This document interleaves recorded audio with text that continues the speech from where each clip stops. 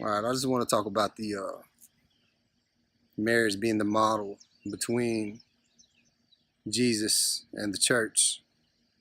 Going into my marriage with Jennifer, I didn't have a clue what that was because everything on this earth, everything that we hear, everything that we see, everything that we try to do, everything that surrounds us doesn't train us to be the men or the husbands that we're supposed to be in Christ. And I had to do a lot of reading and learning and kneeling and giving up to get to where I needed to be. And I feel like getting to where I need to be is a daily process. It's a sanctification process that I learn every day and I do every day. And I just pray that I'm doing better and better as each day goes on. But it's perfect in Ephesians because it tells us, and if we can do it, and it's perfect in Ephesians because if we can look at this as an outline for our marriage, it's excellent. But I just want to share with you Ephesians 5, verse 25 says, husbands, love your wives as Christ loved the church and gave himself up for her. So that in the marriage, we're supposed to give ourselves up for her. There's going to be a lot of sacrifices that the man needs to lay down for her. Christ went to the cross for the church. So when we think about that, ultimately, will the husband go to the cross for her? That's heavy. That's real heavy. Gave himself up for her, verse 26, that he might sanctify her, having cleansed her by the washing of water with the word. We're supposed to be in the word, guys. And, a lot of times we work, we try to do a little bit for ourselves, regardless whether that's go play ball or go do photography or whatever it may be. And we get this excuse in our head that we've not had time to get in the word. Everybody does it. Don't say you don't. I do it. But we're supposed to cleanse her with the word so that she can follow us fearlessly, not out of fear, not with, the man having the commanding hand and, you will follow me. None of that. None of that mess. We want to be the type of leader that she's going to follow us to wherever we want to go because ultimately we need to be leading her to Christ. In verse 27, so that he might present the church to himself in splendor, without spot or wrinkle or any such thing. I honestly feel that, as husbands, if we can do that, if we can just grasp that concept, we will be able to get somewhere to where we can present Jesus with our wife without spot, nor wrinkle, nor blemish, and we will have done our job. But we have to learn how to let go of the things of the world. We have to learn how to do those sacrifices so that we can get where we need to get in our marriage. In verse 28, in the same way, husbands should love their wives as their own bodies. He who loves his wife loves himself. Verse 29, for no one ever hated his own flesh, but nourishes and cherishes it, just as Christ does the church. Now, this is an epidemic that I see so many times.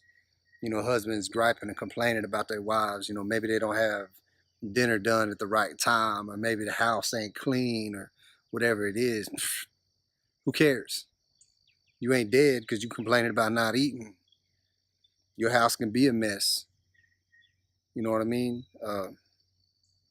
We're supposed to nourish and cherish our wives. We're supposed to love them and treat them unlike anything else on this world. We're supposed to make that woman feel as if that woman is the only thing that matters in this world, not our jobs, not our hobbies, not our desires. Nothing on this earth is above our wives, because ultimately we follow Christ to lead our wives to him. If we read on, skip just a little bit, go to verse 32. It says, this mystery is profound, and I am saying that it refers to Christ and the church. You got that right. Profound. So if we can do those things, it's not going to be easy. I ain't going to lie, because we have to live in this world. If we'll do those things, we'll get a lot farther. Uh, I feel like there's a lot of husbands missing the point. I don't know if it's a pride issue, or maybe they just don't know. I don't know what it is. A lot of them are following Christ to begin with, and first and foremost, get saved, follow Christ. You'll learn these things as you go. But those who are following Christ, but yet don't cleanse their wife with the washing of the word, don't cherish her or nourish her, or make her feel like she's the only one that matters. Just take a step back, reassess your life, reassess everything that you've got set in front of your marriage, so that you can put your marriage first. I did something at my wedding. I didn't understand a lot of things, when me and her started dating, but in our dating process, leaps and bounds, not only in our relationship, but in our relationship with Christ. But I surprised her with a foot washing at our wedding. And this is the point that men are missing.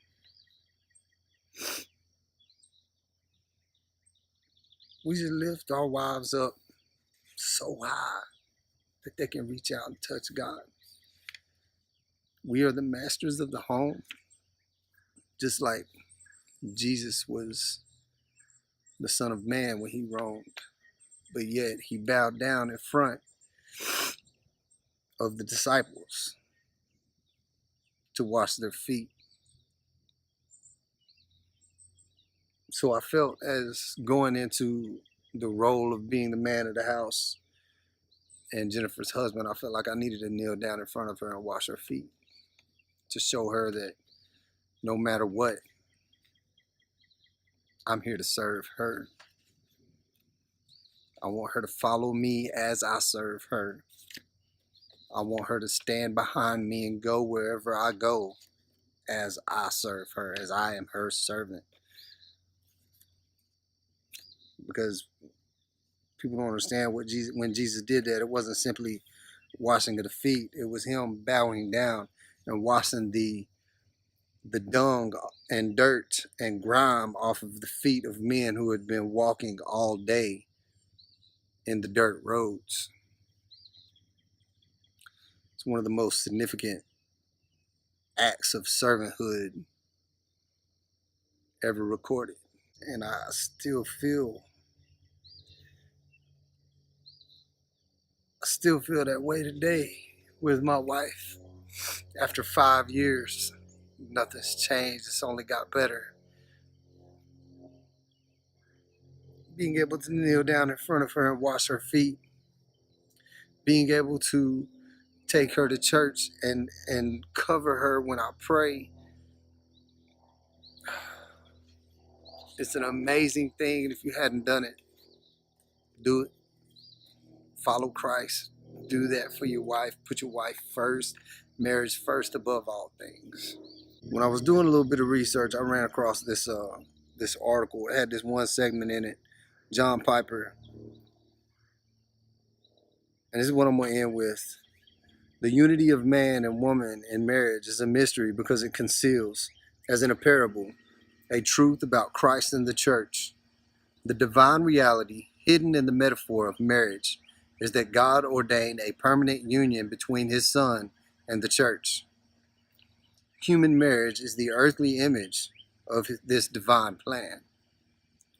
As God willed for Christ and the church to become one body in Galatians 3:28 and 1 Corinthians 12:13, so he willed for marriage to reflect this pattern, that the husband and wife become one flesh. And it goes all the way back to Genesis 2:24. One flesh. Marriage is the model. Men, we need to step up. We need to do our jobs as godly husbands. We need to be in the church. We need to be on the forefront of having a servant heart. We are not too good to bow down and serve others. We are not too good to kneel down in front of our wives and wash her feet to serve her. If she needs anything in the house, do it for her. We're not above any of that. Marriage is the model. We should be one flesh.